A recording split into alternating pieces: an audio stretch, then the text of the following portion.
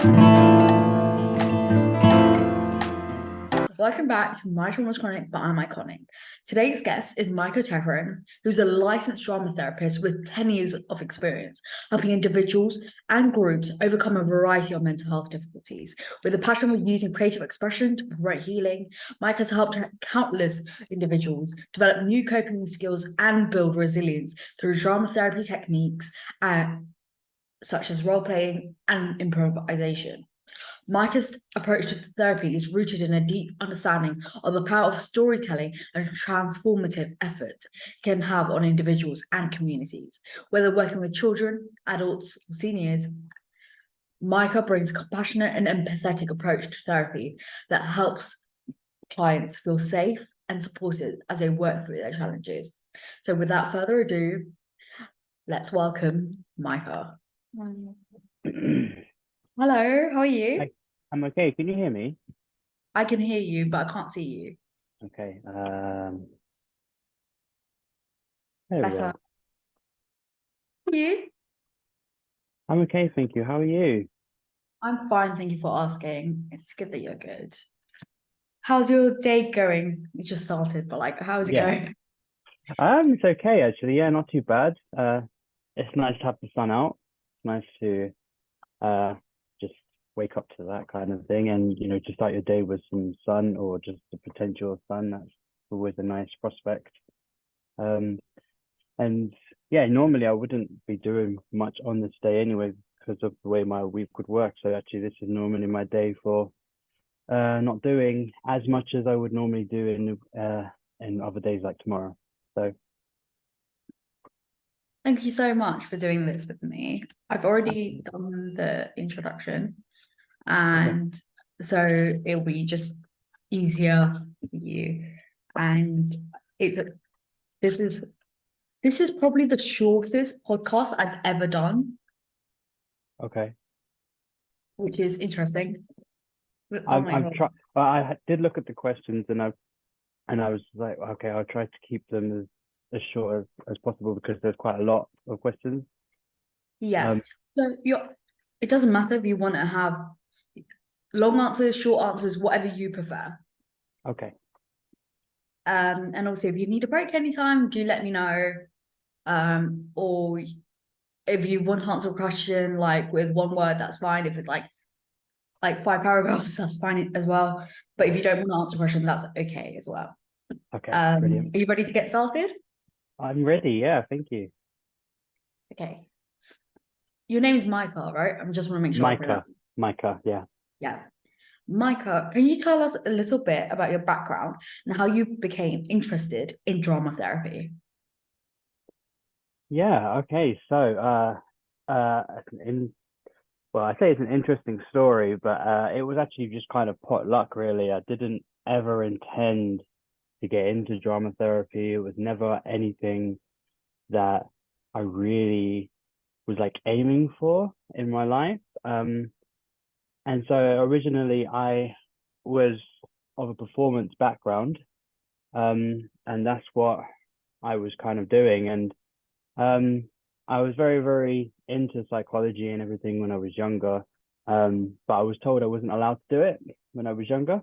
So I wasn't allowed to go and do it at like in college or sixth form or anything like that. To the point where it's actually I kind of got forced into the performing world. They changed my application from psychology to performing arts for my sixth form and college uh, courses. And they said that's the only thing I could do. Um, so I basically I saw that through.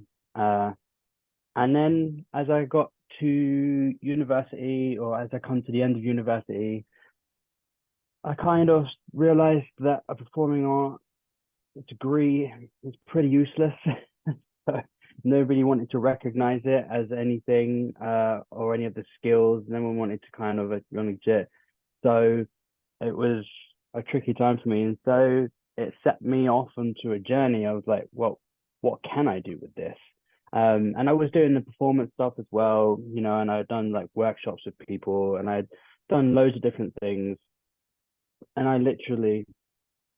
I kind of set myself a goal when I was younger And so when I got to a certain age, I was going to stop and assess everything that was going on in my life.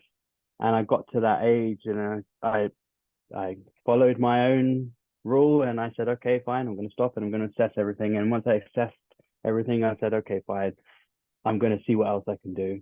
And then I came across, you know, in my head, I'm not even 100% sure how it even went out as well. So this is my version of the story. It's at its best. But I came across the NCS, the challenge.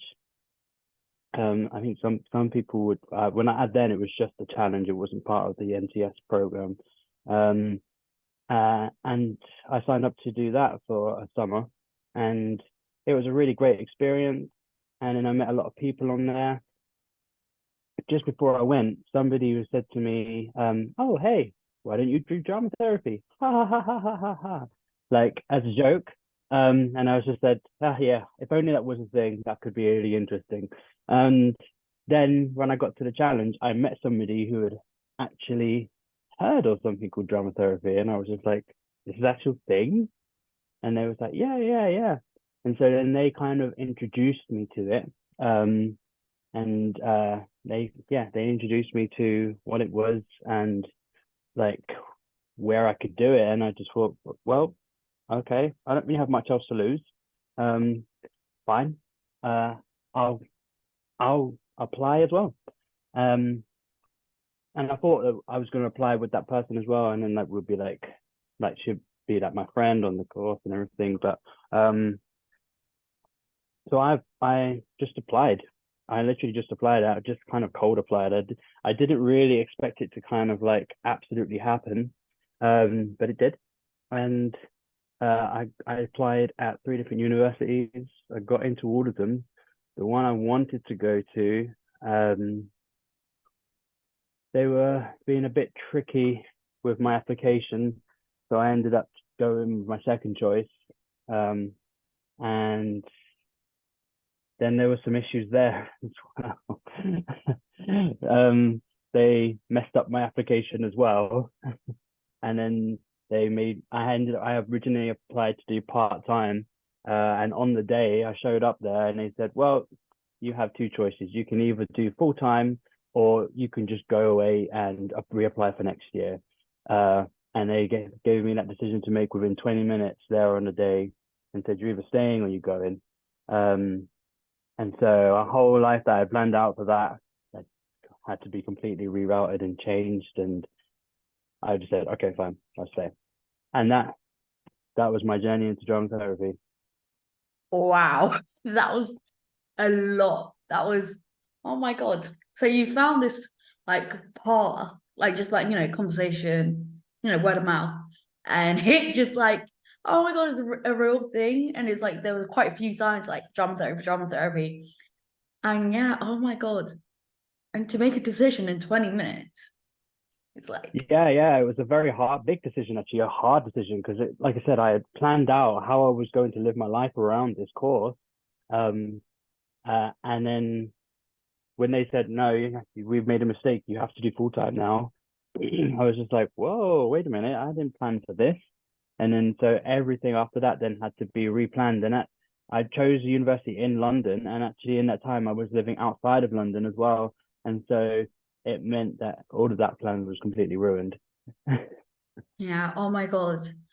I don't know how you manage. I feel like it seems like with your journey, you needed therapy as well as going down this route. Is like a lot of obstacles have Yeah, it was a like lot of obstacles within it. Yeah, and it was a really tough journey. I remember like I basically during my master's, because it was a 2 years course as well.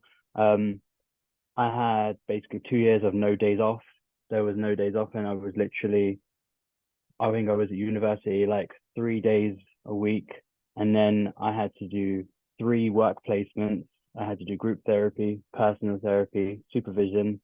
Um, I also then had to work 30 hours a week as well, just to try and keep going. And so it was a very tough time. and you're still alive after all of that. Oh, yeah, it was so much relief once I finished it all. Yeah, it must be. I'm just exhausted just even thinking about it. Imagine actually doing it.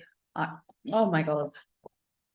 So how does drama therapy like differ from traditional forms of therapy? And what are the like some of the unique benefits of Okay, it? so drama therapy, drama therapy is a very interesting kind of therapy because the thing about drama is it's like a very broad term, and really like with drama you can kind of put a lot of thing under its umbrella. And so it can differ from a lot of things, but it can be similar in a lot of ways as well. And I guess one of the main things that drama therapy allows you to do is to kind of revisit traumatic situations under safe guidance, um, which that doesn't necessarily have to mean through verbal. It can also mean through non-verbal. It can mean through movement. It can mean through gesture. Um, it can mean through all different types of things. As I said, it comes from all different aspects, and drama is really about really finding what communicates with that person to enable them to reflect in certain ways so that they can come to terms, accept, learn how to deal with, learn key things about those traumas. I'm a big person on learning about our traumas. I think, learning the details is what actually unlocks how we deal with them. Um, so yeah. It's like your face just lights up when you talk about it. It's like it seems like this is like something you're really, really passionate about. Like, so like, okay, it's like I have a question. You said accept. Like, is there a bit of do you use like dialectical behavioral therapy skills that like tie into it? Yeah, DBT is a very good tool to use with all therapies, not just drama therapy. DBT is a great thing to use. It's something that really helps you to deal with in the moment emotions. And so uh, it's a massive part of it, like DBT, like using anything with it with drama therapy. This is why drama therapy is such a broad term, because it means you can use anything within drama. And so it doesn't necessarily mean you have to do, oh, let's go and do a role play type thing. It could mean, oh, okay, let's go and talk about some DBT tools or skills which might enable you to do something. And actually then that just might be what needs to happen. And the drama part is just basically saying, well, this is here to be able to use. It's more tools. It's just basically allowing us to learn more tools and use them where needed. Not every tool is going to work for everybody. Same as not every DBT skill works for everybody. There are so many different ways that people can work with these things. But drama therapy is just once again another kind of therapy which allows us to actually go through the trauma and reflect on it and process it. Whereas I would say DBT is more about learning how to deal with it in the moment. Definitely. I feel like different like sort of therapies, I feel like focus on like for some people, like for example, dialectical behavior therapy, I did it for 18 months. And it was like it was very like in the moment, right there, right now, no matter how distressed you are, is like trying to bring yourself back to your healthy self to try and navigate the situation. For some people, that is really, really helpful. For other people, it's really, really difficult to deal with. And like, I feel like the combination of both, like, doing it, how am I going to phrase this? Like, I feel like trying to bring yourself there and also like but then I think like drama therapy is so great in like oh we're going to bring ourselves here and we're going to focus on how to deal with the situation effectively. Correct me if I'm wrong. Yeah, Again, no, I was the way I kind of look at it is pretty much similar to what you just said, but the way I kind of look at it in my head is that like DBT is something that should accompany another form of therapy, as same as CBT, like those kind of forms of therapy, and it's the same with psychiatry. These should be accompanying forms of psychotherapy, and drama therapy is a form of psychotherapy, because those things are allowing you to deal with the things in the moment. They give you these tools, and the thing with those tools though is that they don't deal with the problem. They just help you keep moving. They just help you keep moving. They help you keep living, keep going. And for some people, yeah, that's really, really good, but it doesn't actually stop the problem. And so what the psychotherapy about, whether it's drama psychotherapy, art psychotherapy, music, or just psychology or psychotherapy, they're about going back and uncovering that trauma and actually discovering what it is, where it's come from, why it's happening, what it looks like, and then learning about it enables us to go, right, well, now we can use these DBT skills to help us get through with this, because now we know exactly what it is that's causing the thing that we need the DBT skills for. So actually, we don't need all of these skills. Maybe we only need one, maybe we only need two. Maybe actually it's just, maybe all we needed to do is learn about it. And actually, now that we know more about it, we actually don't even need the skills in the end. And so I think at the end of the day, they kind of complement each other very, very well. Yeah. I definitely think, this is a very controversial opinion, but like I find like majority of the time, like I feel like dialectical therapy, you know what? I don't know why I'm sugarcoating it. Like I feel like dialectical behavior therapy is so useful, but I think it definitely needs to be accompanied with another type of therapy, because I feel like it's also not teaching like life skills. It's like, because we learn how to deal with it in the moment doesn't mean that problem is solved. It's still a likeliness of it reoccurring is quite high. Yeah, Oh, sorry, I just absolutely. No, I totally 100% agree with you. I've met a load of people that have gone through DBT. I used to work with one company that used to they specifically ran DBT sessions for people, and that's it. Actually, I got my DBT training from them as well. And it was interesting because you could see these people that were fully functional, but were still under trauma, and so they were hypersensitive to so many things, but had their ways of coping. And I was, and some of the people I had to work with them as well. And I was like, this is very tricky for me to work with this person to make sure I don't trigger them. But then I'm in a position whereas actually they're not my focus. My focus is my clients here. My colleagues are not my focus, and so they need to be able to make sure they don't get triggered. yeah.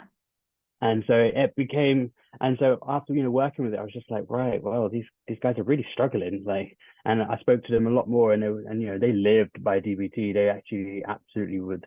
That was the hill they would die on it. Like I was like, that's fine, yeah. DBT is really, really good. And then just suggested to them that have you thought about putting something else alongside that though? Yeah. And they were like, no.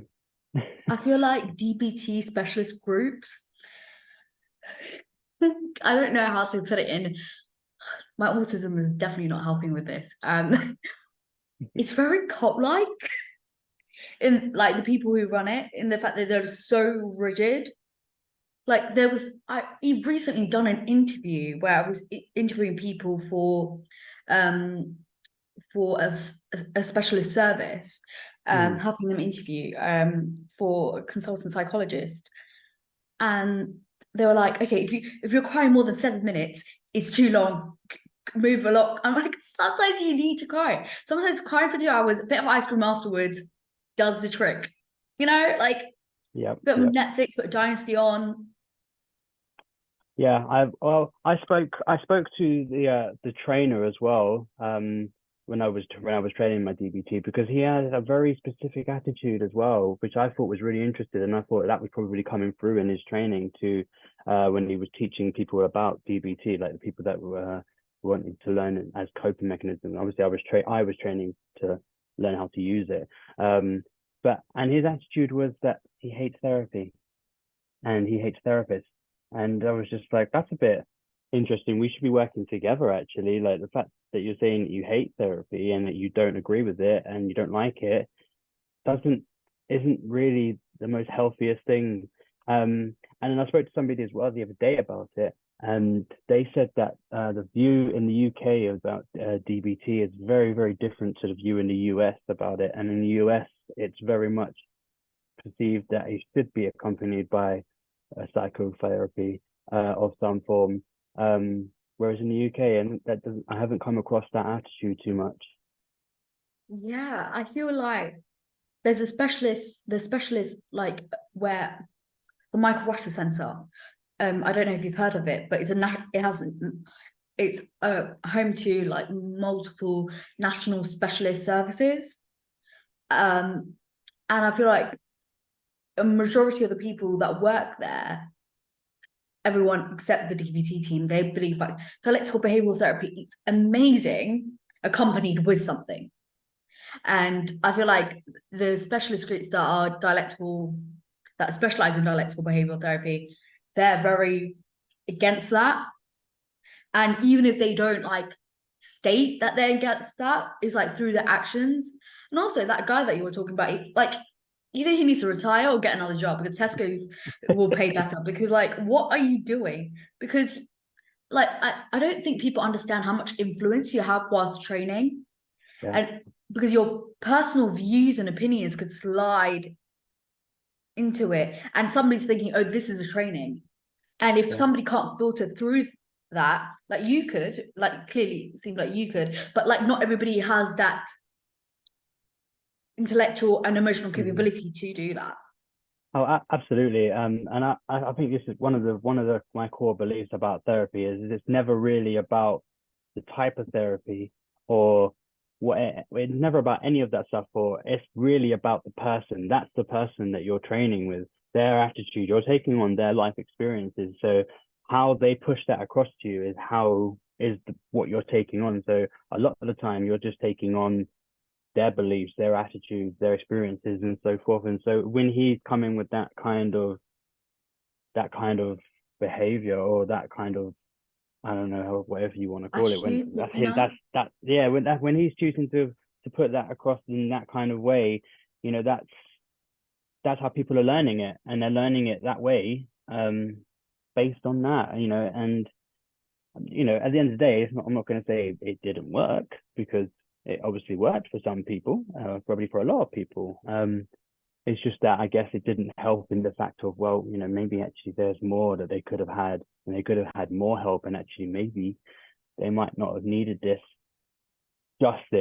consistently, and actually maybe they might have been able to have created their own healing route. Yeah. I feel like in a way, again, very controversial, it kind of teaches somebody how to mask, but in a way that is now like seen as acceptable or like healthy. It's like, okay, this is how I'm going to deal with it in this moment. That's what's important. Long term, is it okay? And I feel like they focus on like risk behaviors a lot.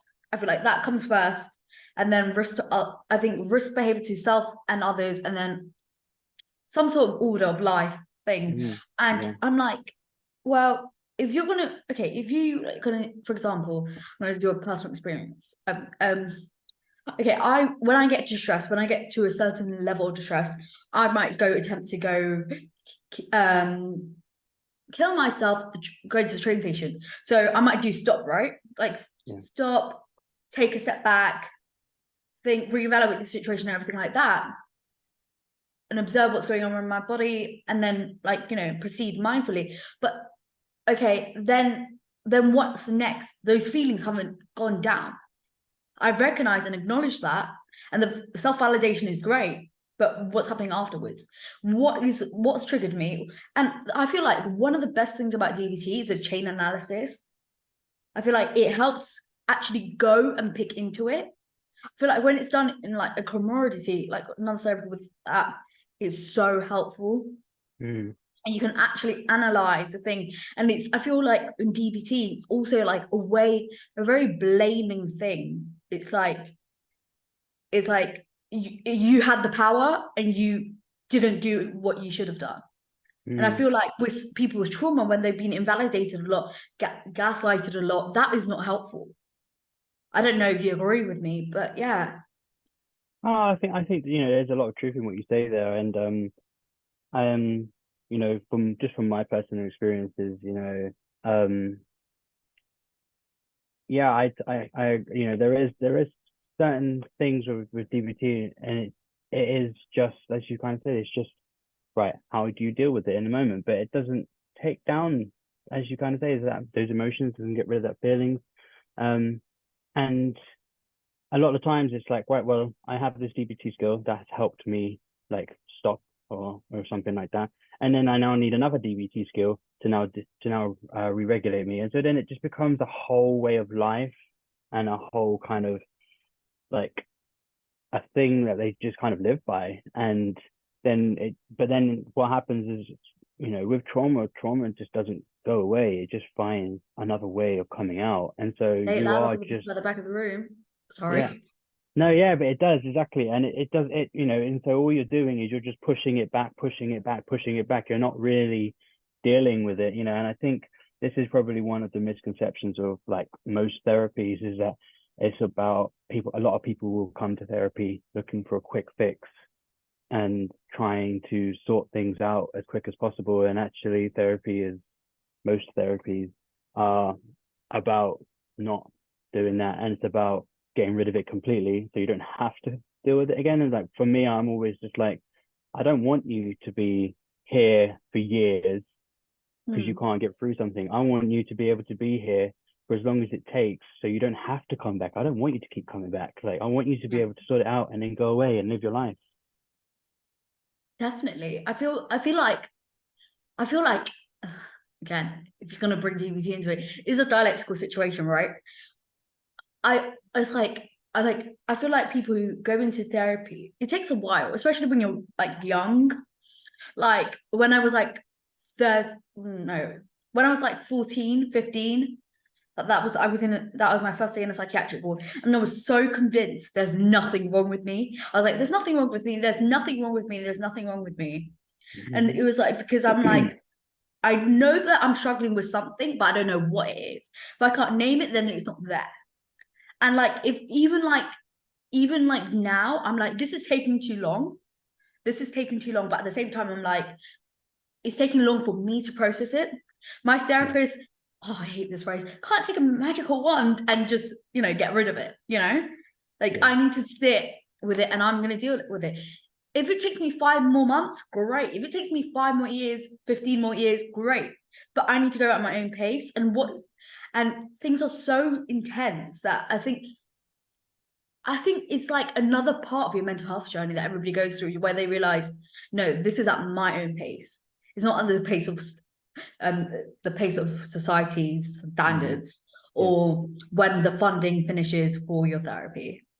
It's when, things are finishing for you. Absolutely. And it's not going to Absolutely. go away. I'm just going to learn how to live with it and deal with it better, you know? Yeah. Well, I think that's probably where what DBT is normally angling towards is actually the fact of we don't always have that time because of society and expectations and pressures, and then our own expectations and pressures and all these different things, you know. Um, and I think DBT is focused on a way of just get back out there and get on with it, and you know and I get that, and I do get that. And I think, at the end of the day, there are times when we do have to just do that, not because we want to, not because uh, that's going to help, but because actually, we can't, the political state of the world, let alone London right now, is not in the best shape. And so, there are reasons that people just can't afford to stop. And so, yeah, DBT can offer stuff like that, where people can just try to keep moving forward. But at the end of the day, as I said, it doesn't help in the long run, it doesn't help in the long term. And yeah, sometimes can just create more issues. Yeah, like a way to move forward, because, for someone, it could potentially be like trauma therapy.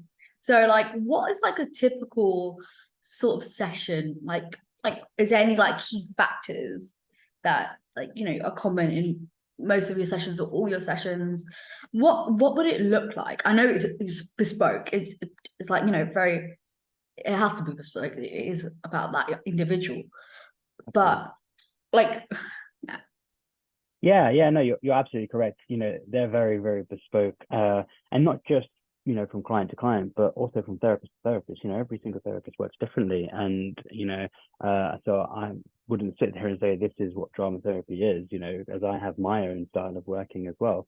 And the thing with drama therapy is it can be structured, whereas some therapies are not really made for structure. It's like psychotherapy, it's not really made for structure. You can put some structure in there, but drama therapy could be a bit more ritualistic as well. So like, if I was to have a typical structure, you would start with like the check-in. The check-in would be whatever has been decided or agreed. You have that check-in, you have some form of warm-up. Warm-up can be anything once again. And then you go into a main task, and then that main task is usually like the main part of the session, normally something that you've been working on consistently. And so, but with that though, like I said, where the ritualistic stuff comes into it is, we like to make sure that the boundaries and the space is very contained. And so we have a very much of a crossing the threshold. And so we create a threshold, we cross into it. And so it's like almost like we're consenting to ourselves that we're stepping into this area of our life that was painful, or that we are now revisiting or reflecting on, and then within that space, you then do the work.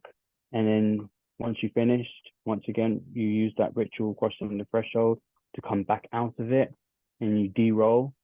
So you use like I said, like drama terms there, and you de-roll, so to make sure that you can completely not bring that stuff back out into the present with you. And then you warm down and check out, and that's kind of like what maybe a basic structure would look like. But as you said, like it is quite bespoke. It very much depends on the person. And as I've said before, I believe therapies are more about how you connect with people, and you connecting with them personally. So it also depends, as I said as well, drama therapy is a broad term, so it also depends on what you determine that the client needs. So actually, they might not need a typical drama therapy structure. They might not need that. They might need nothing like that whatsoever. And that's where the personal experiences come into play, the personal skills and tools. That's where everybody has their own things that they can use to try and help work with people.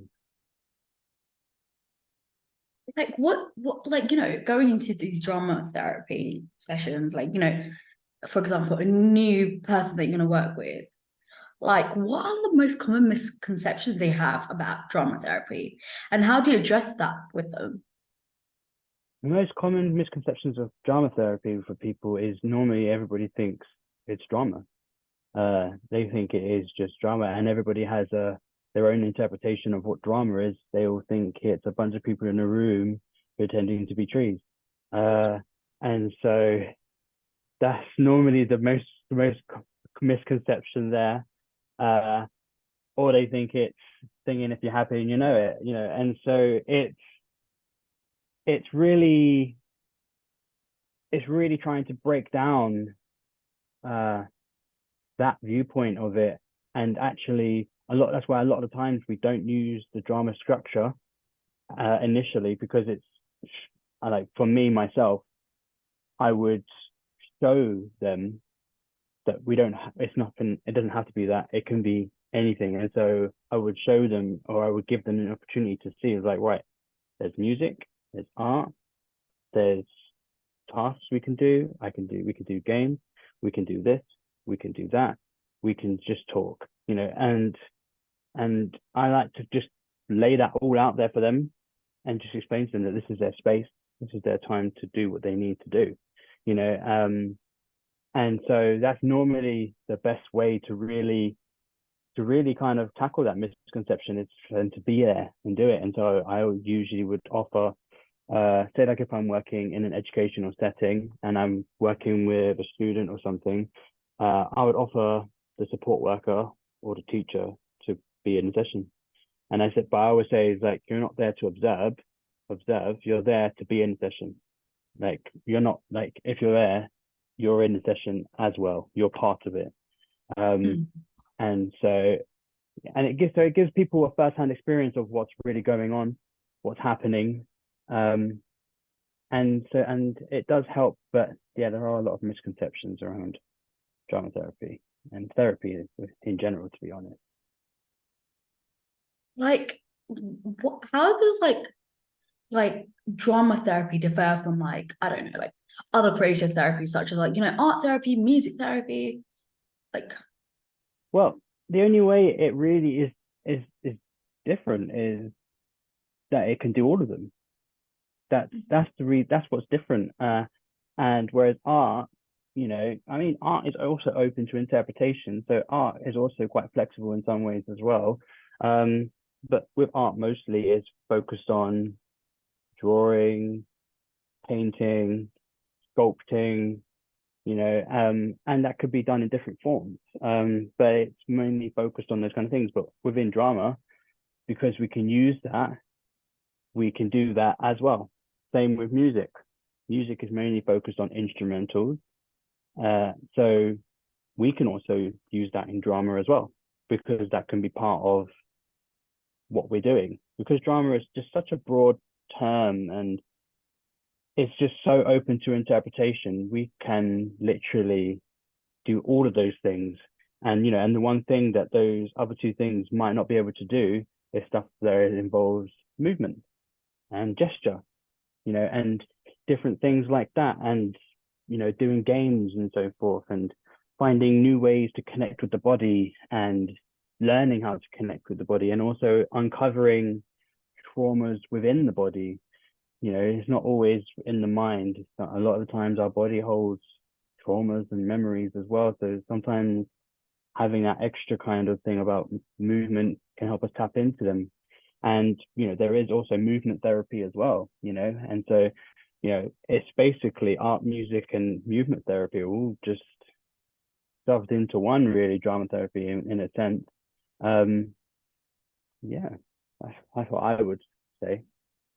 that's really like great because it just helps us dive into our next point.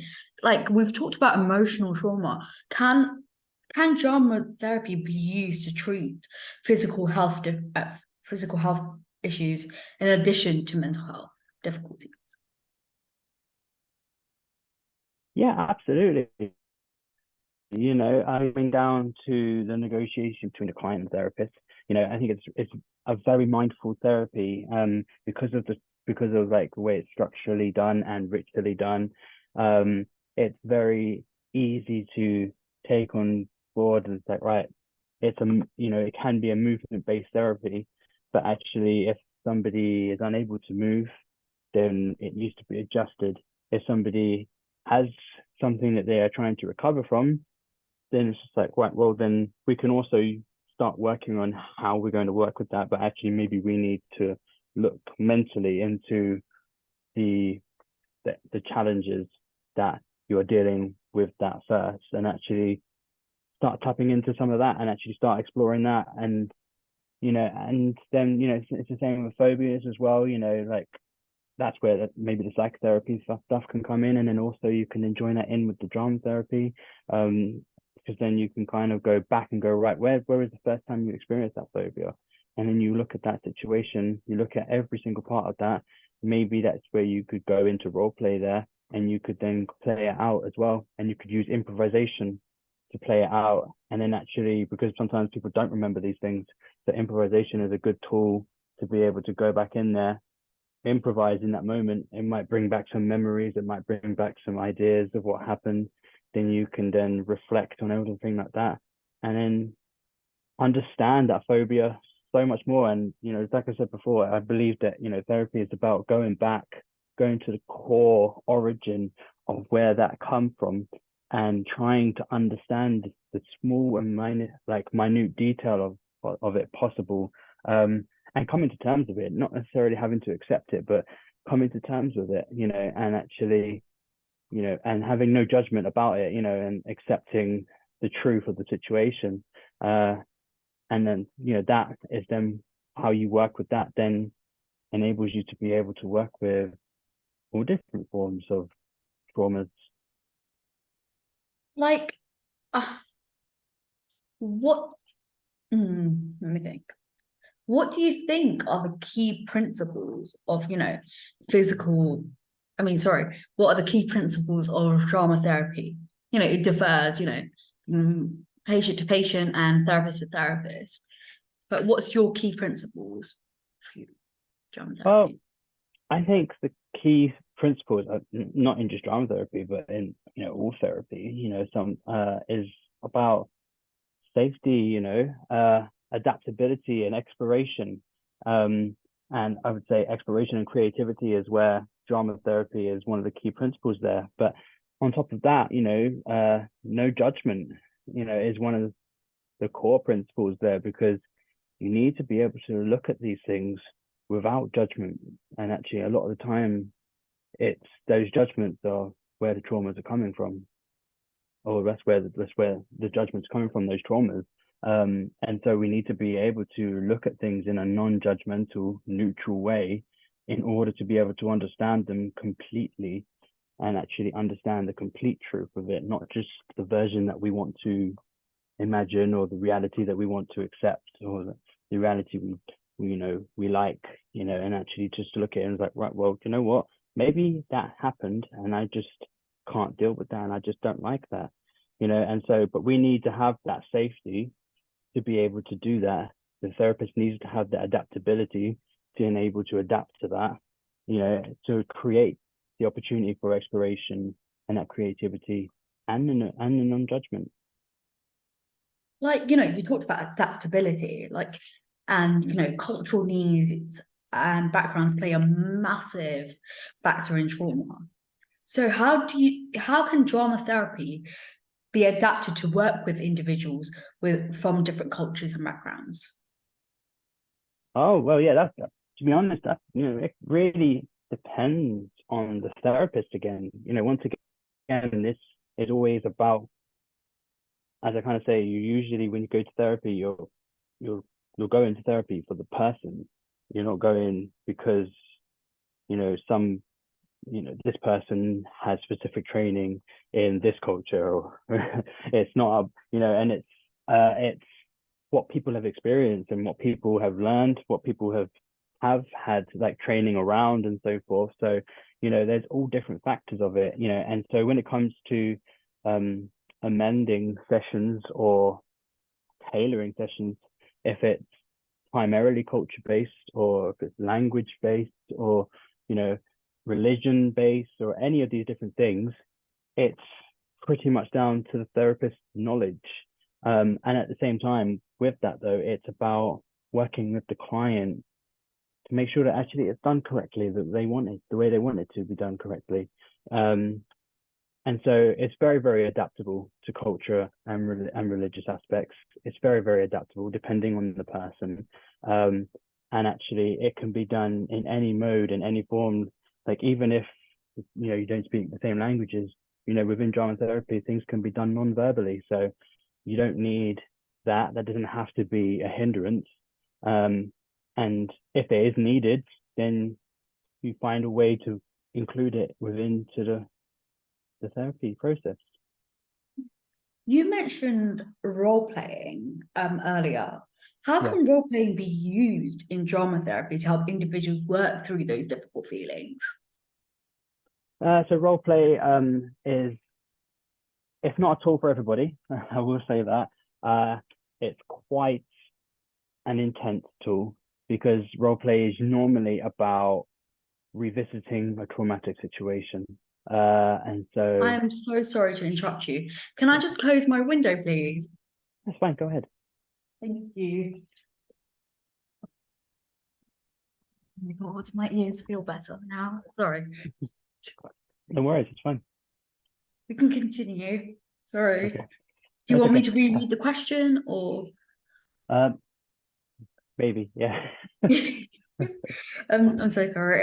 No, it's How okay. can It's role okay. play be used in drama therapy to help individuals work through their emotions? That's right. That's right. Yeah. So role play, yeah, it's like I said, it's quite intense. And so the thing about role play is it enables you to revisit traumatic situations. The idea of it is a therapist is your guide. But they go on the journey with you. So it's kind of like a side to side kind of thing. You know, you kind of walk in through the threshold together and you re-experience this trauma, you know, but you look at it from different angles. You look at it from that person's angle, you look at it from the other person's angle, you look at it from an outsider's angle, you know, and you look at it from all different angles. And within that, you allow the person as well to play the part of themselves. So by allowing them to play the part of themselves, they can get back in touch with how they were feeling in that moment. They can understand what was going through their head in that time. You know, they can basically tap into that memory and rediscover so many different things about it. But in the same time, you can also step into the person that's done it to them or the thing that's done it to them, and they can be that.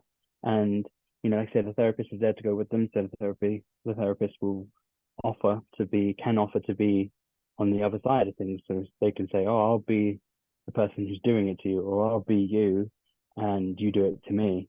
You know, and so they also get the opportunity to experience the other person doing it or not receiving it and giving it, you know, as well. And so, and it also enables them more understanding of, you know, where that trauma might have come from. And actually, you know, because a lot of times when we go through trauma, or, you know, sometimes we have traumatic things and then we just go, well, that person did this to me, you know, and we just say, oh, it's their fault, you know, whether it's their fault or not, you know, fair enough, you can blame whatever that is, but you know, we have to understand that maybe the reason why it happened is because maybe they were traumatized.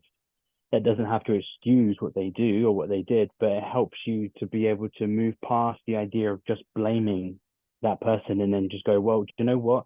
They had no control over it. And the reason why they did it to me is because they couldn't control themselves. So it's just like, so it just kind of enhances the idea of, well, I need to look after me then, because then that's the only way I stop from myself doing the same to somebody else of what happened to me, etc., in different forms. And so yeah, role play can be a very, very, very unique tool to use. It's not for everybody, but it can be a really, really insightful tool.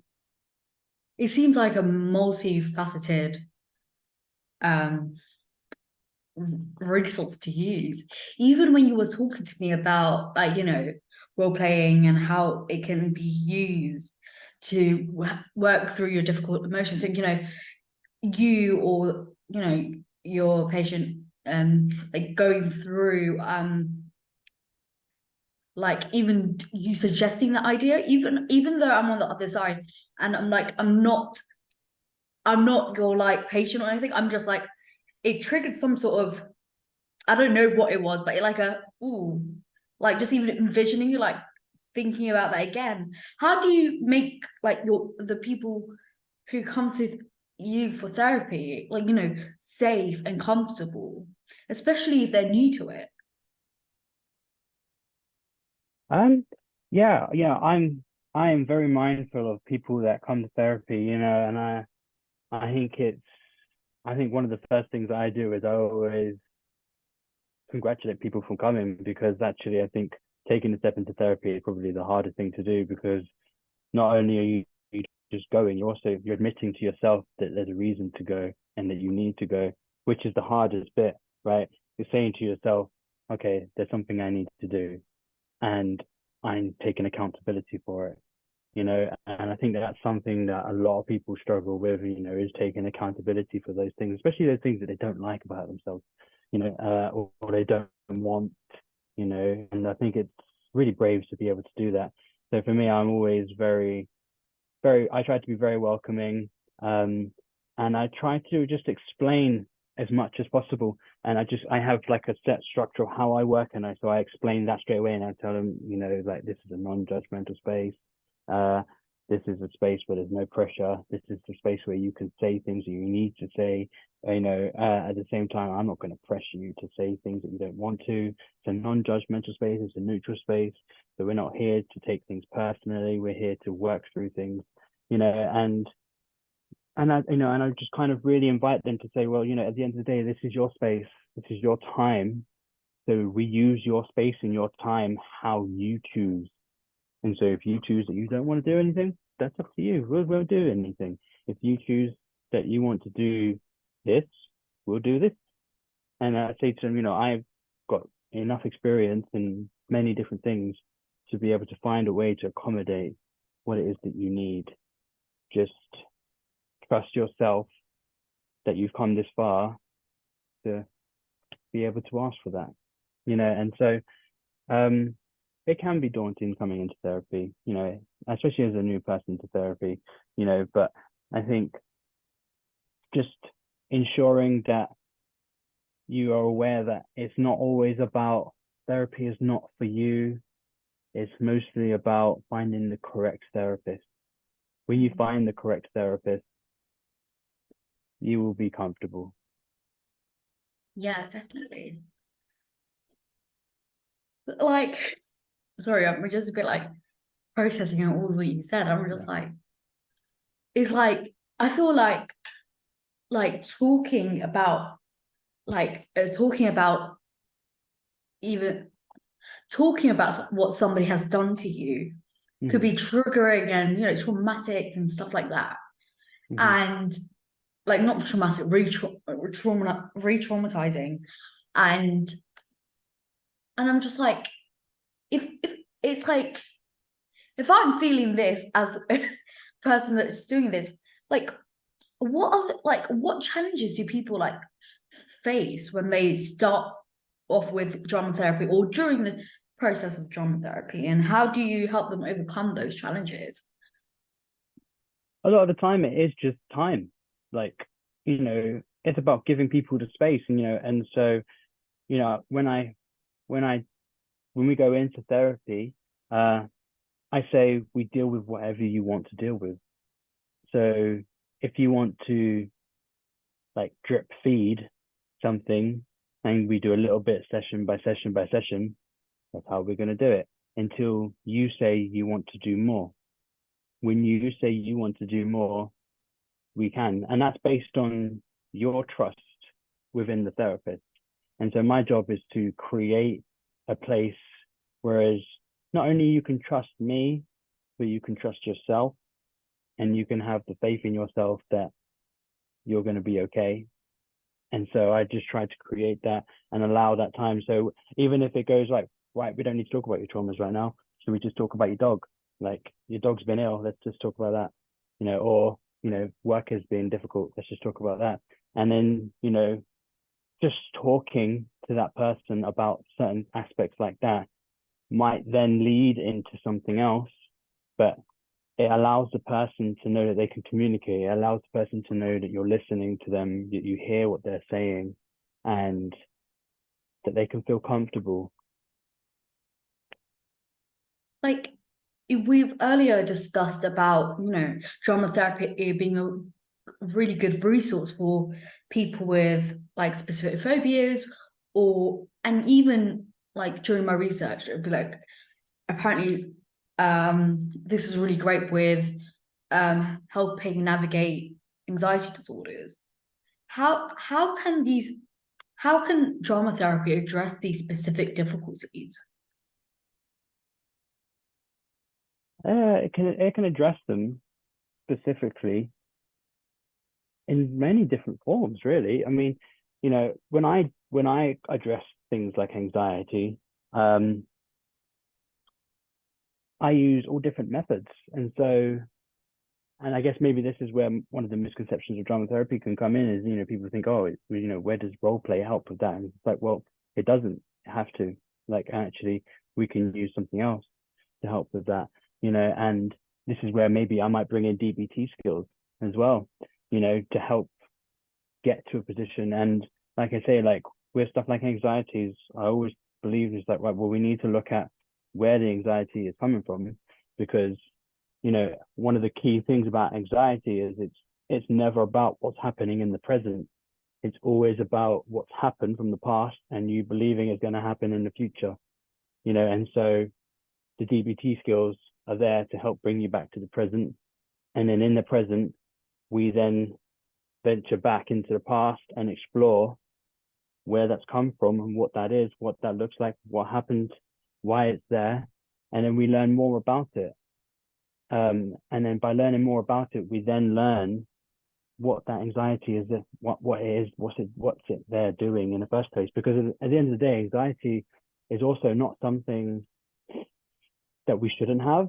Anxiety is a lot about our minds and our bodies, like alert system being out of sync, and learning that something else is danger rather than what actual a threat or a real danger might look like.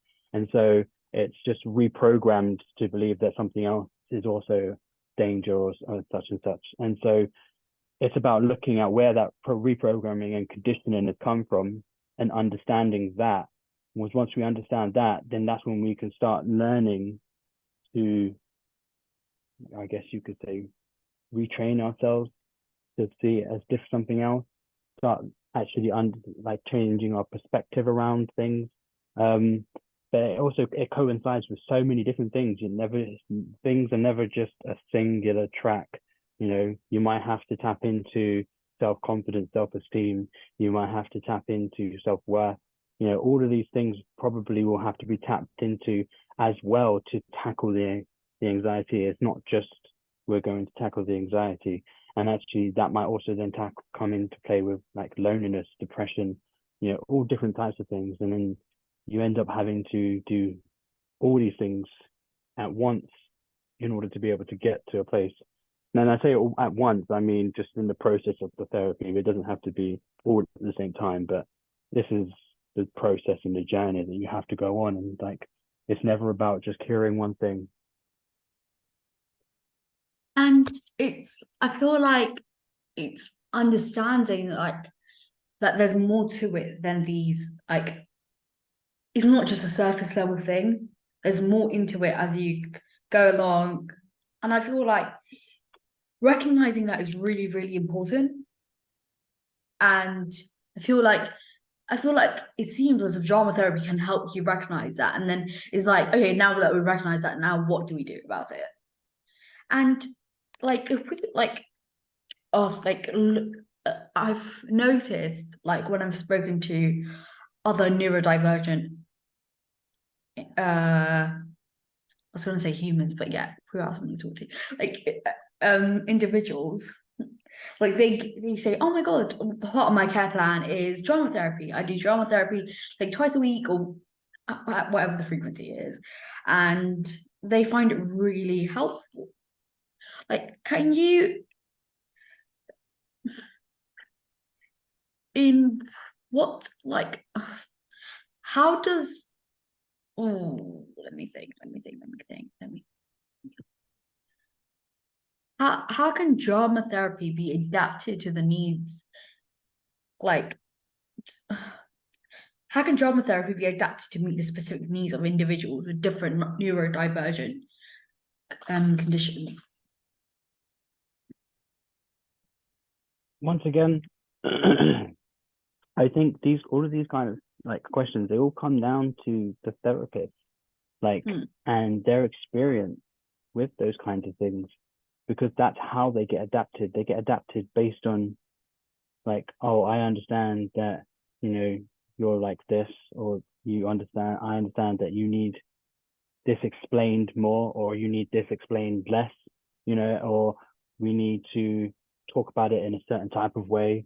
So maybe we need to add more metaphors, maybe we need to add more symbolic kind of ideas for you and like for you to be able to understand what I'm talking about. And so it really comes down to the individual's understanding of that neurodivergence and just trying to meet whatever it is. And that's where the adaptability comes in. It's just about adapting. And when people enter the space, it's about them being open and honest with their therapist and saying, well, do you know what? I just need it like this. It's not our jobs to just know what you need, and for us to just kind of go, well, you look like you're neurodivergent. It's like, no, we're not there to judge. We're not there to make assumptions. We're there to deal with what you bring. And so if you bring that, we will adapt to it. But if we can't adapt to it, if we don't know. And so, if some people are not fully aware of their neurodivergence and are not fully aware of the needs that they have, and then so once again, that comes down to the therapist's practice of how they move around things. And so that's about understanding the certain type of answers that you're getting if you're asking questions, the certain types of way that people are talking. So it's about noticing these things for us and then kind of highlighting it and saying, right, I've noticed that actually when I talk about these kinds of things, you don't seem to fully understand what I'm saying, or you can't connect to what I'm talking about. Is that because of such and such? And so sometimes in order for us to deal with a traumatic solution, we end up having to deal with like the neurodivergence first and come to terms with that and allow that to be a thing, because, as we said before, a lot of people, are trained to mask, and to train to just keep moving on. So actually we sometimes have to bring that out and deal with that on its own first. And actually that might then link into everything. And, I think one of the things I say to people is that, we can start wherever you need to start. We can talk about wherever you need to talk about. It doesn't really matter where we start or what we talk about, because everything is probably going to link up in the end. So just start where you need to, and I will just follow you. How do you how do you measure the progress in drama therapy? And what are those signs that, the individual that you're working with is making progress? Because even though, progress looks different for different people, there must be like key things where you can be like, okay, this person is willing, for example, 3 4 months ago, if I had any difficult, like restoratives were not a thing. Like even like 2 months ago, restoratives weren't a thing. I wouldn't understand how to do a restorative. I didn't understand the concept of restoratives. Now I cannot have restoratives with everybody, but I can have restorative with key individuals in my life who I trust and can do that. So that's that's for me is a sign of progress. And for many other people, that's also a sign of progress. So what do you think about that? I think when it comes to progress, I think this is where like psychotherapies differ and change and like alter when it comes to like CBTs and psychiatry and stuff like this, because those kind of therapies are based on tick box progress, whereas psychotherapies like drama therapy and other kind of forms of therapy like that, they are focused on the individual progress. And so one piece of progress is literally going to therapy. That's a sign of progress. The fact that you're coming, because then you're showing that you're committed to yourself.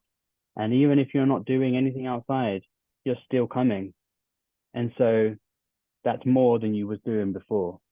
And so anything that is attributed or can be accounted as more is timed as progress. And whether that looks like, being able to be honest about a certain situation, being able to refer to things in a certain situation, being able to talk about things in a non-judgmental way, being able to be accountable, like being able to talk about a certain thing. Sometimes people will come and they won't even be able to talk about something, and then actually feeling comfortable enough to talk about something, that is progress. And so progress is measured in such a way where it's just everything is progress, you know, and I guess that is only measured until there's not progress. But we have to understand that when it comes to the progress, when the progress stops, and like in the journey, it's because something has been missed. And so that's where it's like, right, well, if something's clearly been missed, because now we're not making progress. And so, you know, I just think every single step of the way there is progress. And then even identifying that something has been missed and that we're not making progress is progress. And so it's really hard to say that most things in therapy are not progress, you know, and the only way I would ever say that there is never progress is because the person is refusing or resisting. And one of the key things about therapy is that we come open and willing to work. Yeah.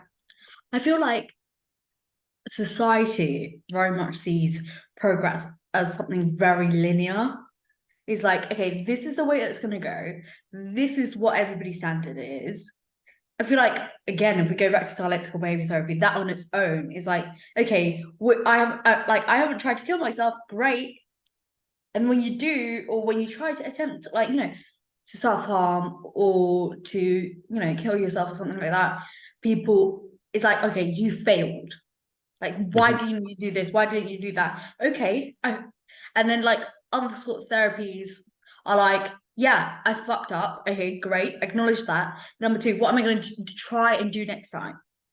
I feel like people even trying, like you just said, is a tick box. Like for example, like one of my friends will be like, oh, like I can't, like literally, I did nothing today.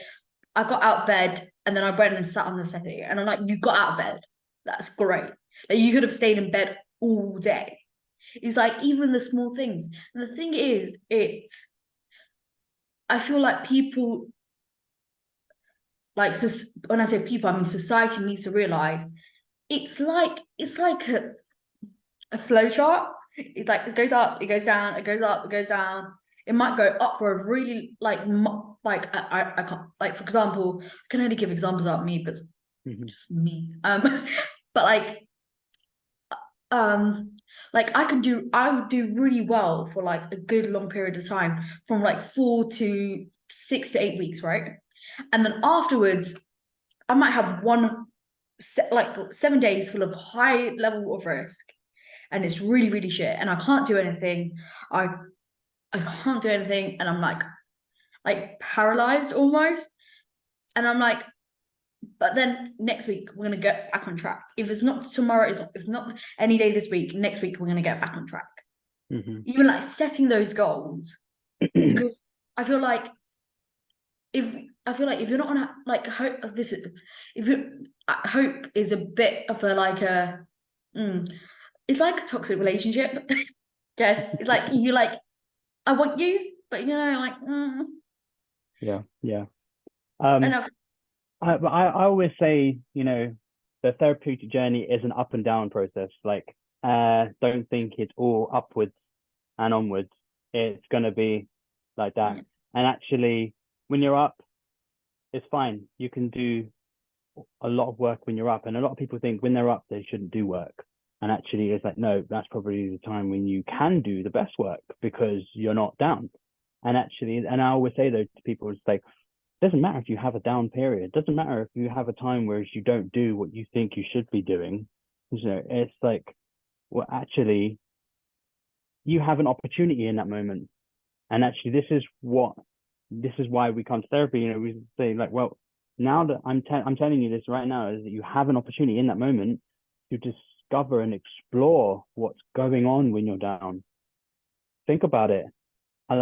Actually allow those thoughts and say like, oh, you know, you're this and you're that, or you're not worthy, or you shouldn't be getting out of bed. You know, listen to them.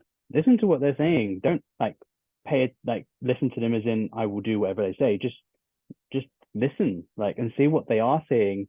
See what it sounds like, where it might be coming from. You know, that's your opportunity to have first-hand experience of how to deal with it. Is to pay attention to it. And I think a lot of the time when people are having a down period, they just want it to go. And I'm just like, no, you need to sit in it and you need to listen, because actually all of that stuff is telling you things for a reason. And so actually you need to figure out what the reason is. You can't figure out the reason if you're ignoring it. And so that's going to be the most difficult bit. And so this is where other things like DBT might have to come in, because actually we do need to be able to stop us from completely spiraling down. And this is where, that idea of progress being linear goes completely out the window. And it's just like, right, well, I get people that will come in and they'll say, right, I have really bad thoughts about this. How do I stop having thoughts about this? And I'm just like, well, first of all, you've just basically created this huge jump, which is about that big. What about the process that gets there? It's good to have a destination that helps, but you need to accept that actually having a destination doesn't mean you're going to get to your destination. You might, things are never just a straightforward path. You might have to go that way, that way, that way, that way, that way to get to your destination. And within that path and that journey, there are going to be other little wins and other little information. But at the end of the day, it's all progress, because you're still moving forward. Because even just the tiniest bit of information that you learn about something is more information than you had before. And so because it's more information you had before, you're different. You've changed. You've progressed. You can't say that you're the same because you have more information now. And so you have to come to terms with that. And it's like, well, you do have more information. There is no, at the end of the day, nothing is comparable, because you can't compare one situation to a past situation, because everything is going to be different about that situation in the environment, what's happening. There's going to be so many different variable factors that are going to change it from being the exact same. So you're going to have progress, even if you come across the same issue. It's like, well, yeah, but you've already seen this issue whilst we've been talking, and you've already given me feedback. So actually now, if you don't know what to do, you need to keep exploring. You need to keep looking. We need to keep working with it, and we need to start tapping into it more. And I believe a lot of it can be turned into things and tools and skills that we can use to our benefit.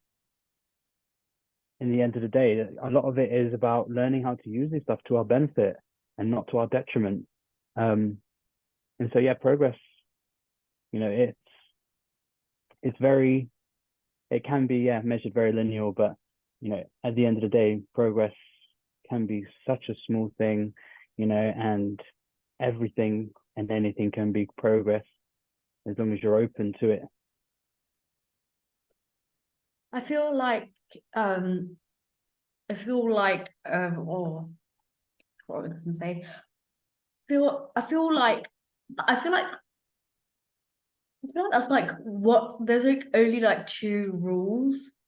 I guess like even it could go down to one. It's like openness, like be honest, be open to like trying things, and it's like things could work. I lost my thought. When it was going somewhere that just sounded a weird place to stop. It was going somewhere, I just lost it. Like, can you share with us, like an example from your practices that illustrates how drama therapy can be effective in helping individuals work through trauma? So, like somebody that I've worked with? Yeah. I mean, yeah, I can. So what was the question? Sorry, again, say that again. It's okay, don't worry. Can you Just share trying a to, case yeah. study, like a case study, or like from your practice that illustrates how drama therapy can be effective in helping individuals work through trauma? Okay.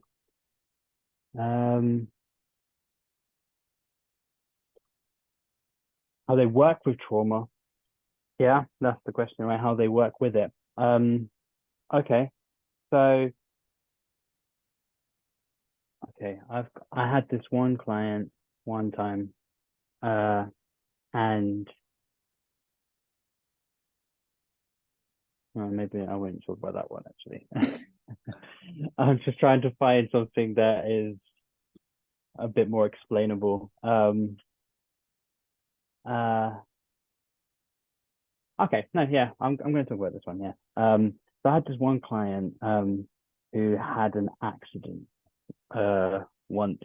It was a very, very, very big accident. It was actually kind of like part of a natural disaster, which meant that they had lost like they'd lost the use of their foot, or it was like temporarily paralyzed, basically, and so basically they couldn't use it for years. And so they had a lot of trauma around that, and the fact of what happened, how it happened, and so forth. But what we actually ended up working towards, so we started off working with the feelings and the emotions about that. And so it was like talking about the situation, how it happened, how it occurred, what they were going through in that moment. Do they remember? What do they remember? And we talked about all of these different types of things. And as I said before, everything is all linked, and this is what this person kind of believed had created their anxiety around some certain situations. And actually we after studying it, we then went back because something then linked to her past relationship with her parents. And we explored that actually the beginning of the anxiety had come from there. And what had happened is it had gone away for a little while, but then got re-traumatized from that experience. And then the trauma then said, or the anxiety then said, this is what I'm about to this person. And so they then associated their anxiety with that trauma. And we needed to go all the way back to explore that. And at first, the client didn't want to go back there because they didn't believe that there was anything to do with that. They didn't believe that anything back there had anything to do with what was going on for them and their anxiety, and we had to talk about all different types of things. We had to talk about interpretations, we had to talk about society, we had to talk about outlook, perspectives. We had to talk about everything, and everything had to be broken down before we could get to the relationship with the parent. And then once we had got there and we uncovered that actually that was where the anxiety first began, that was then how we managed to then link everything all together and realize that the trauma that she had experienced, the physical trauma that she had experienced, wasn't actually linked to the anxiety. And so then it became something that was aside from that. And so it became two things that needed to be looked at, as well as three things, because then we also needed to look at the relationship with the parents as well. And then it actually, as we went on, we then started looking at, right, okay, what is it that you needed from your parents that you didn't get, which makes you fear in those moments of your anxiety, and what is it that you're searching for? And we went through a lot of work, and and a lot of it was about acknowledgement and trust and this idea of blood loyalty, and a lot of it was about the fear of what had happened in that time, and not feeling like their parents, like a past trauma of their parents not being able to trust them. And then they go out into the world and this thing happens, and they panic about, oh my God, how am I gonna explain this? How am I gonna that thing of, when you're younger and, the parents are like, don't do this, don't do that. And we realized that actually the trauma around that was just so heavily linked within her anxiety from that trauma. And so then they just basically amalgamated into one.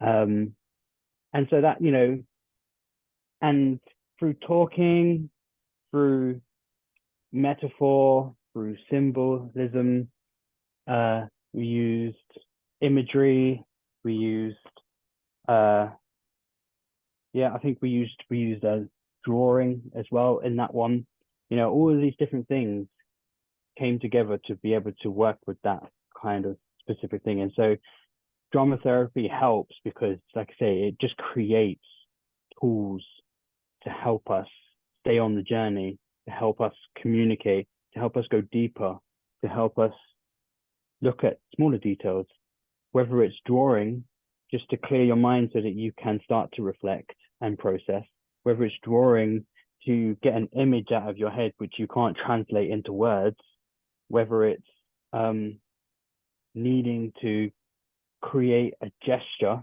or it's needing to do something, recreate something in your head that you imagine it is, because you can't, like, once again, translate that into words.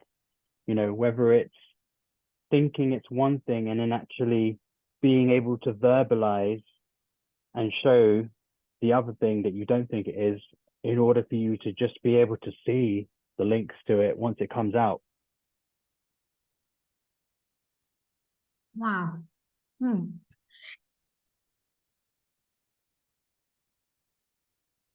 Wow. And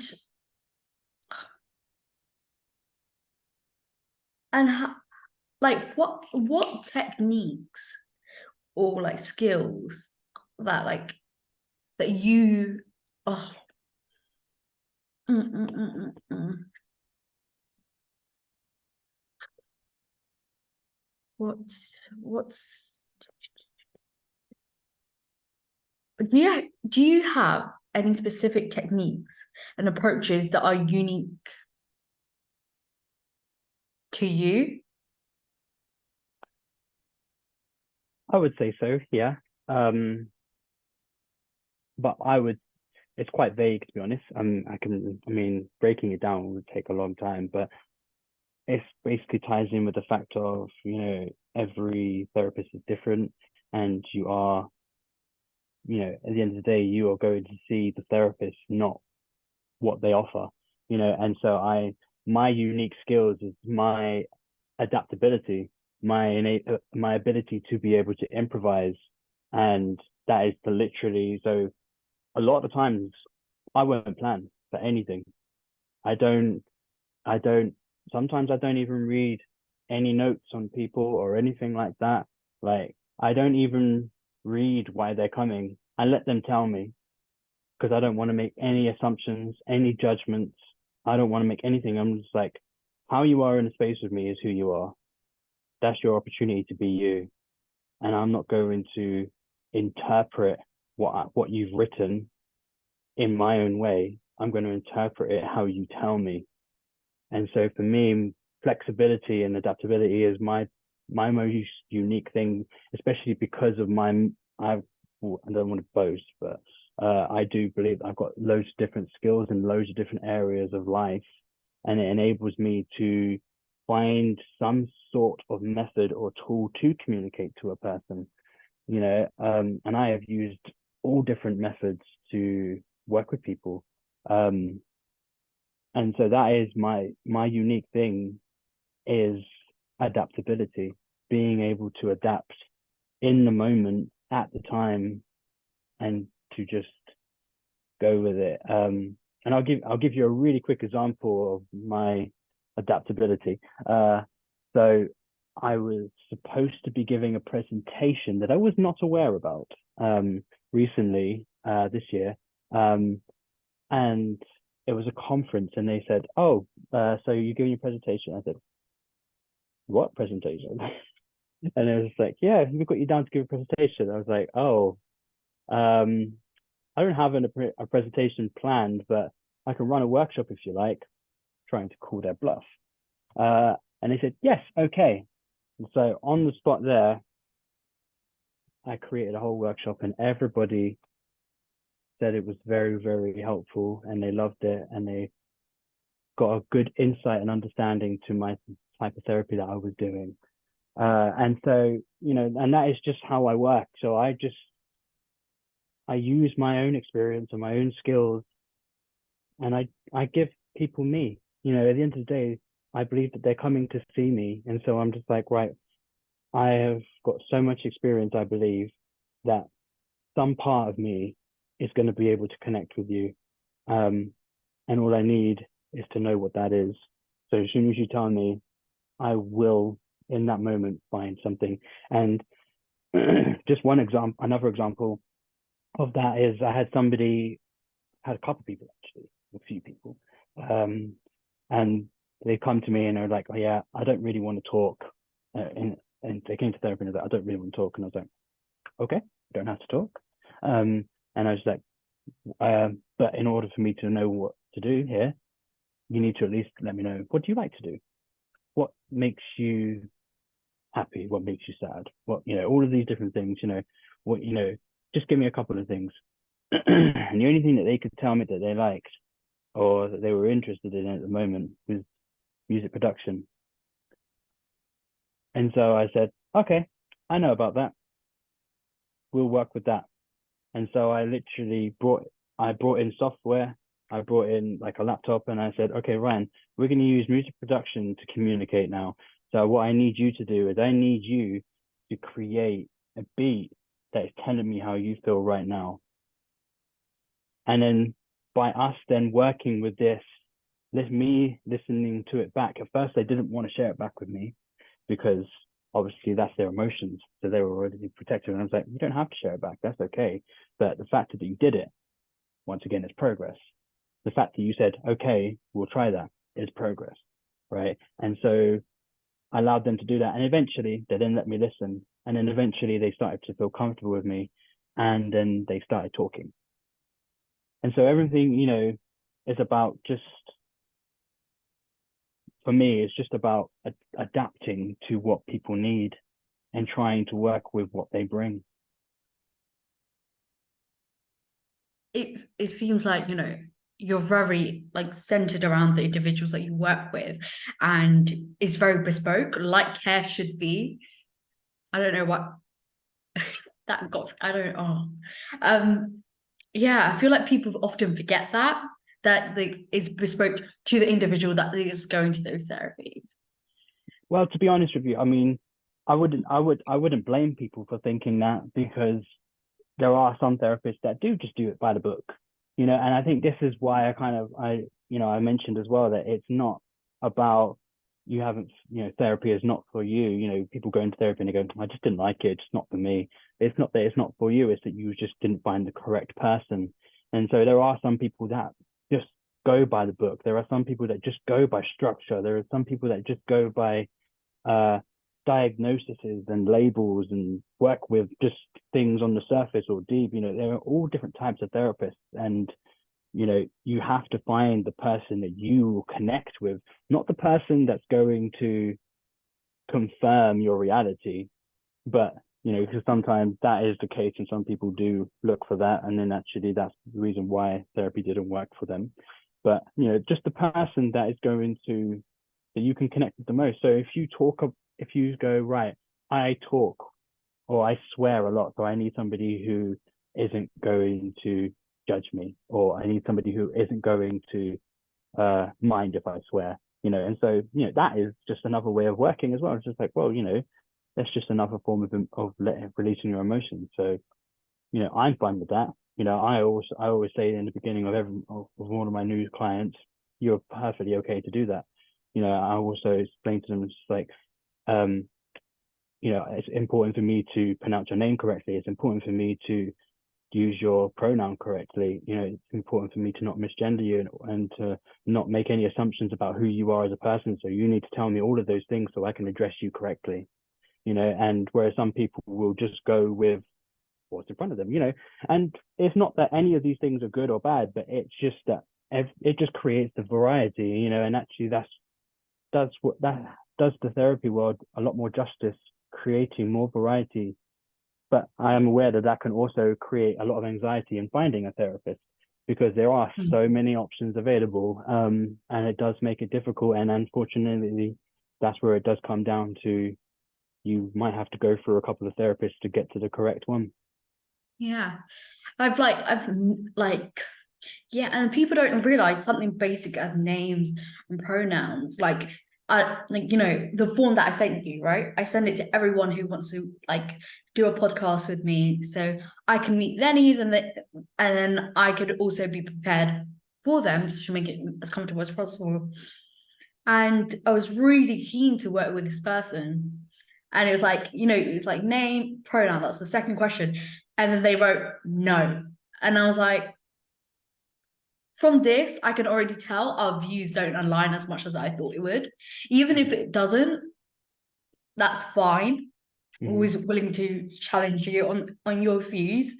But I was like, if like pronouns, I feel like people think it's like a 2023 Gen Z thing. And it's like pronouns have been existing for like this might not be correct, but like for millenniums, years and years and years, centuries.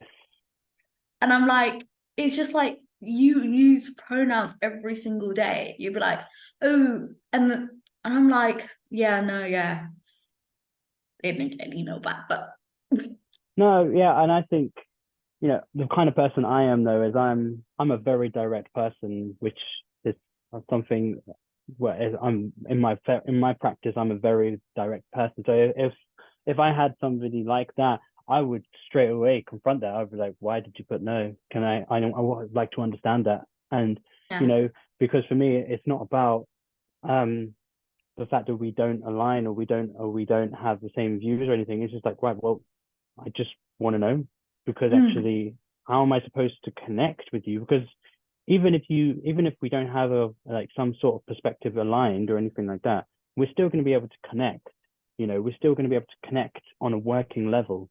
And so it's not my job to have my views aligned with you, because personally, that's, you don't get me personally, you get therapist me, and so therapist me is neutral, and so I don't have any views, I don't have any perspectives, I can offer many different perspectives and many different opinions and different viewpoints, and I can understand all different types of viewpoints as well. So I think it's really important to be able to address those kind of things and to create open dialogue and to practice having open dialogue about these, and to practice not having an issue with them. Yeah. I feel like and this is where frustration comes, and it all kind of then links back to therapy. Is when people are not open and honest about it. It's like I'm like, okay, no, it's an okay answer, because the no could mean like, no, I don't want to talk about it because I'm unsure of what I identify with. But the thing is, it's like I feel like when people are not open or honest, like honest can be like, no, I'm not comfortable with, something, so I would just go with they, just to cover all bases with them. But like it's when I question you upon it to help navigate to see where we're going to move forward. It's and you just leave me on red, and I'm like, at least turn your like reading read receipts off, like LinkedIn, be like, see that you've seen it, and I'm like, okay, great. But it's like I feel like open dialogue is really important, like especially with my autism. People know me as very like cutthroat or very like honest and direct, and like whether it's politically correct or not, depending on social cues, like, oh, that's another thing. So it was, what, this is definitely one of my favorite podcasts, definitely. Thank you so much for sharing your expertise with us today. Is there anything else that you'd like to share with the people that listen to our podcast before we wrap up? I mean, when it comes down to therapy, one of the key things that I was told when I was going through my own process, I absolutely despised this saying, but I totally believe in it now. And the saying is trust in the process. Trust in the process. It's the most painful saying, because it's just basically saying whatever you're dealing with right now, trust it. Trust what it is. Don't fight it. Don't resist it. Just trust it, because that is essentially the vehicle that will get you to your destination of where you want to go to. So if you don't want to deal with it, unfortunately, you're going to have to deal with it Yeah. to get to the place of not needing to deal with it. And yeah, like I said, there are so many therapists out there. Don't feel ashamed about therapy. I believe that therapy is, I'm not one of those therapists that says, oh, everybody needs therapists because, therapy needs to be a profession. I truly believe that everybody needs therapy because everybody needs that neutral space to be Yeah. able to outlet, especially in a world and a political state that everything is happening now. There were just, Tell me there were about. just not there. Yeah, there were just not spaces like that. And, people have all different types of spaces. And I believe that everybody should have different types of spaces. But we have to understand is like, if you're going to use your space from your friends or your family or your partner, you have to understand that they are biased. They're not neutral. And so, and we don't know which, they could be on any kind of bias. And so you're never going to 100% know if they're going to tell you the correct things that you need to be told. And actually, sometimes it's not about even being told anything. Sometimes it's just about having someone to listen. Sometimes it's just about getting it out of our heads, because the most important thing is about getting it out so that we can clear our minds and so that we have the opportunity to deal with things. And so, because if it's too clouded, you can't deal with anything. You can't work. You can't. That's what you then become to deal with what's going on in your mind. And so we just need to get it out somehow. And so find the way to get it out. And a lot of the times that neutral space is good, because it just gives you your space, your own individual space, where in that space, anything is possible for you. So, what are some of the key takeaways you like our listeners to remember from our conversations if you have not like addressed them already? Yeah, I think just like I said, trust in the process. I will say, one of the most important things to take away is don't force yourself into therapy. Don't think because you have an issue, you should force yourself into therapy. You need to be ready to go into therapy. And by ready, I mean you need to be ready to be open. You need to be ready to be honest. And you need to be ready to take that journey, and so don't push yourself into it, because if you have to push yourself into it, too much, then that means you're not ready. And if you're not ready, you're not going to make as much progress as that you need to. And that might then become part of the process. So it's important to exercise as much self-care as possible, explore all different types of therapy. There's so many different types of therapy out there. Some of them that I'm not even aware of. Like, I still keep hearing of new ones these days, so, there is always something out there for somebody, and just don't be afraid to ask, if you can't find. And yeah, I guess that's pretty much it, other than everything else I've said already. What resources or organizations do you think people should check out if they're interested in learning more about drama therapy? So for drama therapy specifically, I would say definitely look at the BADTA website, which is the British Association of Drama Therapy. Yeah, BADTA. Yeah. For all different types of therapists, you've got for the UK, you've got the counselling directory. All different types of therapy. It's not just counsellors on there. There are so many different types of therapists on there. I even found my supervisor on there as well. So, all different types of people on there, right? There's also another organization called Barton, which is the Black and Asian Therapist Network as well. And so that's also a place for good information. And then on top of that, you've got all different types of organizations and charities out there as well. And, it's difficult to name some, but there are loads of them out there nowadays. I guess, I mean, I don't want to just name drop where I work, but one of the places where I work is called South Space. That's another one that is quite popular with some people, and it's not just about therapy. They have workshops, they have retreats, they do all different types of things. They do like live check-ins with people, like there's all different types of things, and that's just that organization, and loads of other organizations do very similar things. I think there's another one called Take a Seat as well. There's so many different organizations out there, and so it's just worth looking. And then obviously you've got like the Mind website as well, and so